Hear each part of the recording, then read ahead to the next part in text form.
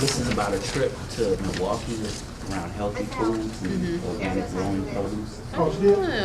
So, Is this for? What we're here today to do is to begin a relationship around a project that we've already begun, okay? That has to do with promotion and sort of beginning to suggest to the community that there are different ways of eating, okay? Those other issues that are not, without a doubt important, we will get to at another point. But so we want to stick, real closely to the agenda as we have it laid out. And I think that for those who do not have a particular speaking role, the importance of you being here has to do with the fact that you're demonstrating concern, which I think is part of the problem in our communities. I believe a lot of the corner store operators don't think that we're concerned about the issues that confront us ourselves, and therefore may not take us quite that seriously. Okay, certainly that needs to change. I'd like to talk about the fact that in February 10th of 2010, First Lady Michelle Obama announced an ambitious national goal of solving the challenge of childhood obesity in America. And in 2011, we joined First Lady Michelle Obama in her Let's Move program to work against childhood obesity. And we're here to talk about ways that we can reduce the sugar, the fat, and the carbohydrate intake of our children daily, and how we can get them moving so that they can have a better life, a better quality of life, and a better chance at a positive future. So again, welcome everyone, and thank you so much for taking time out of your day to be here and joining us. Thank you. Right. There's a lot of elements in both the problem and in the solution, but today we really want to focus on this piece of the overabundance of junk food and not enough healthy food. And so that's why we asked corner store operators in the area to come so that we can focus on this part of this bigger issue. And before I even start, I want to say all of the photos that you see in this presentation are photos that come from activity that's been done in the Bronzeville area.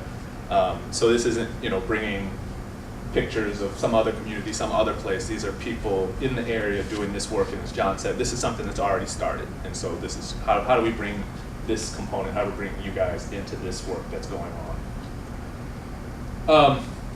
Just very quickly, the overview of what I'm going to talk about. We have kind of a three-pronged strategy, and they're all interrelated. The first, and as I said, the focus is engaging the corner store operators, and partnering with them both to work on a collaboration to promote healthy foods within the stores through various means, and also to work to figure out how to stock more healthy options, that is good for the community and is affordable and works with the business model that you guys are operating under. And related to that are the two other prongs. One is the community garden network, which is a set of gardens all over the Bronzeville area that I'll talk about a little bit more. But as I say, it's very much related to the work we're trying to do with corner stores. And finally, the school and health and wellness teams, which is going to be working with public schools in the Bronzeville area, and also will have a component that connects to the work that we want to do with corner stores. First, I want to just talk about what we're thinking about, what we want to do in terms of promoting healthy eating habits. As everybody says, when this topic comes up, you say, well, people don't buy the stuff. We try to bring it, people don't buy it.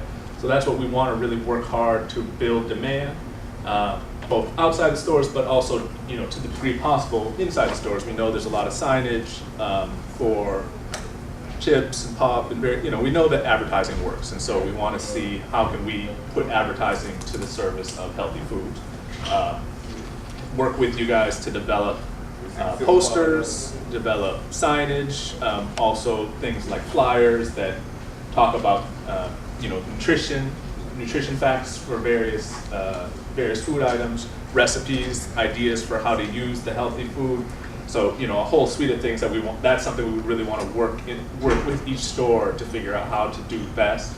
To invite Angelique Harris to come and talk just very briefly about the kind of vision. She's very involved with the health and wellness teams in the schools, and that is going to be a key component to both raising demand for the kinds of foods we want to see sold in our corner stores. Just to give you a bit of my story, my husband's a chef. I grew up in the community, eating soul food and all of that, and we were eating pretty unhealthy in our family. What happened was we hooked up with the University of Chicago, Get Fit program, and our family just changed our lifestyle. Through an educational process, we changed our lifestyle. I used to be a size 22, 24, now I'm 14. Still working on the weight. But just changing through an educational process, changing our lifestyle. My whole family, my daughter's very active. They play tennis, softball, basketball, very active. And the way we eat is a lot different. What happens is you change your mindset, you change your lifestyle. And my attitude was then I have to do something about changing the community. So inside of the schools, our school, we've changed a lot of the way the kids perceive snacks and food. We don't do red Flaming Hots. Inside of the school, they're not allowed. Some of the red juices, a lot of those things we don't have our kids bring into the schools. They're just not allowed. I'm very active in this. I do believe that it is an entire spectrum of people that do have to help the process. Not, parents. It needs to be children, community, stores, businesses, even our local law enforcement. All of that together as a community is going to be able to help this epidemic. So we need to work as a team to get that bridge together so that we, in fact, change a generation. And it's going to take us to do that. Thank you. Thank you very much, Angelique. Well said. At this point, I'd like to allow the chance for the two corner store operators here to basically share, your perspective on this. Positive, negative, whatever however you see. I mean, as what may be barriers to this. Just simply how you feel about it,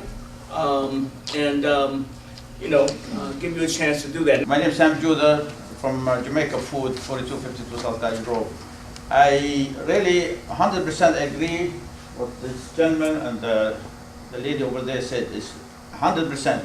Because my experience, I see them and I blame most of before I blame myself as store owner, I blame the mothers, the parents, because they come to the store, they tell her son, drink juice, get you some chips, and go to school, And I tell them all the time, especially this Flamin' Hot, you find 7 months old, she give it to him, and he grab it and start sucking the chips, So really, this is, I agree 100% with you. This is disaster, They grow up like this with this food, I'm ready as a store owner, I will cancel. I promise you from today, the next week, order no more Flamin' Hots. Okay. You can come and see no more Flamin' Hots in my store, and I will start getting these small juices, pure juice, they have it in the market, instead of 25 cents, which is half of its sugar, it's not healthy, I'm gonna start doing these things. By the way, next to my store, I opened deli. I didn't sell no pork, no pork at all, in the store. All right. In the deli. Okay. Good for you. Okay. So, I try to give fresh food, this and that. But, it's a long way to go. And the main thing, the parents, the parents, as I revealed 3 times, that's the one who decide, what the kids, I understand the mother, these days not like the mother, the old days, Right. So, Okay. Well, thank you. whatever you want me to do, Because I care about the community. I've been in the community for over 30 years. Okay. By the way, I received 1996 Human Relation Award from City of Chicago. Me and Father Flager. Oh.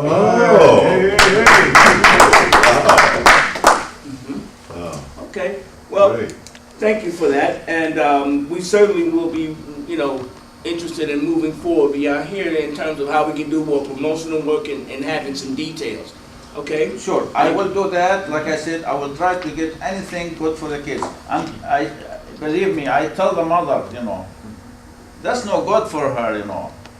Sometimes, so help me God, they said, I don't have no money to buy. I said, okay, take some stuff for, you know, you pay me later. When you get your money, you pay me later, you know, but don't give them these chips. Yeah. But this is normal for a mother to come say, yeah, come on, hurry up, grab your chips, grab your juice, you know, let's go. You know. Yeah, we definitely got some work to do in that regard. Okay, well, thank you. But no more flaming hearts next week. Right. Yeah.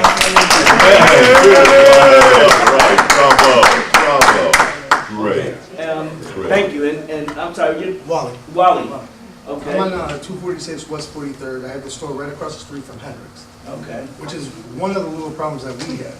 Because we have children coming into the store unaccompanied by adults. So that's one of the issues that we have over there. As far as fresh foods, we carry the Del Monte fruit cups, which totally tanked in my place. We've carried yogurts, threw them out completely. Fresh juices, Tropicana, actually, that's an Everfresh or Everfind over there, but we've carried fresh juices, we continue to do that. But we don't see any of the children buying that. They refuse to buy any of that. I think cost is a big major issue with this. Now, if we were able to find a way to, we've tried produce as well. But, I personally been there for about 5 years. The first year that I've been there, we've tried almost everything to increase sales, obviously, we are a business. And nothing seems to have worked. Everything we would try, fresh foods, produce, and so forth, we end up throwing out. If there was a way to bring it in at a cheaper cost, absolutely. You know, and once you guys get this going, as far as people consuming, we're gonna be a lot better off. We'll be able to afford it, first off. You know, and like you said earlier, it's very hard for us to go buy an entire case of tomatoes and sell it. Unfortunately, we'll be stuck going to other stores to purchase it from that store and bring it into us where we have to mark it up slightly higher, and it makes no sense. So that's our major issue right there. Well, you know, it sounds like, you know, in some ways, with you two guys, we're preaching to the converted.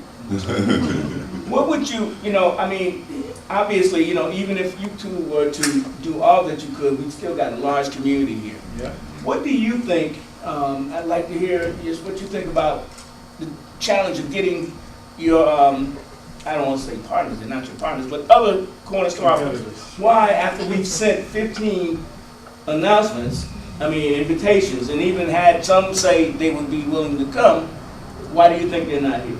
Oh, fear. Fear. I can tell you that right now, fear, absolutely fear. Fear of, With all due respect, we have we stay in a wonderful ward. Like I said, I've been here about 5.5 years. The changes that I've seen from when I first got here, that's when our alderman had just taken office, to what I've seen now, tremendous, beautiful. I love every aspect of it. But what we do have, and might be unspoken right now, is for the fines and the penalties. Very small fines, very small penalties at one point. Now the city seems to blow way out of proportion. It's very hard. You know, they think all the time they're going to be attacked by the community, you know.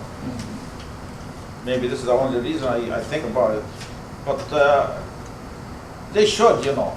And long time ago, we worked with these things, you know, with the Department of Human Relations, you know, go to each store, you know, talking with them about serving the community, how to serve them, how to deal with the community, how to build a good relationship between the consumer and the store owners. You know, we're in a paradigm where we got to make a change for the sake of our future. So I'm going to work with you and all the other people that are involved in this, and I'll be reaching out to your community residents, and I will be looking for those parents so that we can have the parents re-educated so they can teach their children to make better choices to create the demand that you need, because you're in business to make money, to fulfill the demand. thank you. And see, and just as a closing comment, that is why the cooking demonstrations, promotional campaigns, and actually we have funding to do flyering in the neighborhood, and we'll be doing some door knocking so that we can start to get in conversations with these families through that method, as well as the health and wellness councils that we're talking about through the public schools. I mean, those two avenues, there's three places where you can reach people. One, there's the schools, community, and either their place of work or home, okay? Or church as well, okay? And so, yes, that's why we're calling it a comprehensive strategy. One piece of it will not work, just doing one piece of it. Let that be the end and adjournment. Okay. All right. Thank you all for coming. Make sure you sign the sign-in sheet.